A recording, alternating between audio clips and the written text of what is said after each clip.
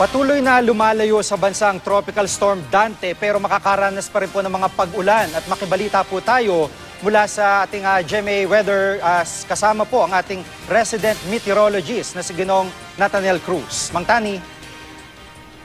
Salamat, Jiggy. Huling namataan ng pag-asa ang sentro ng Tropical Storm Dante sa layong 900 kilometers sa may silangan ng Basco, Batanes at may lakas ito ngayong 75 kilometers per hour near the center at bugsong umaabot na ng 90 kilometers per hour. Bumagal naman ang galaw nito pahilaga-hilagang silangan at ngayon ay kumikilos sa bilis na 11 kilometers per hour. Dahil sa pagbabagong ito, base sa storm track ng Pag-asa, ay hapon na ng Martes ito muling inaasahang lalabas ng ating Philippine Area of Responsibility ang Bagyong Dante.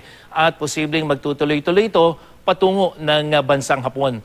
Dahil pinag-iigting pa rin ito ng Bagyong Dante ang southwest wind flow, magdadala ang mga hangin ito ng mga pagulan, gaya na lamang dyan sa may Southern Luzon, base sa datos ng Weather Central. Sa Metro Manila, malaki rin ang posibilidad ng pagulan bukas ng hapon, lalong-lalo na pagdating ng gabi, pero maalinsangan pa rin yung ating pakiramdam dahil aabot pa ng 38 degrees Celsius yung ating init factor. At asahan pa rin natin ang mga pagulan sa mga susunod na araw, lalong-lalo na pagdating ng Miyerkules, Huwebes at Biyernes. Mahina hanggang sa malakas sa pagulan din ang maranasan sa Visayas, lalong-lalo na dito sa gitna at kandurang bahagi. At ganyan din ang inaasahang panahon sa Kalakhang, Mindanao. Maging alerto pa rin po sakaling magkaroon ng flash floods at landslides. At para sa iba pang detalye, bisitahin ang GMA Weather webpage at Facebook page.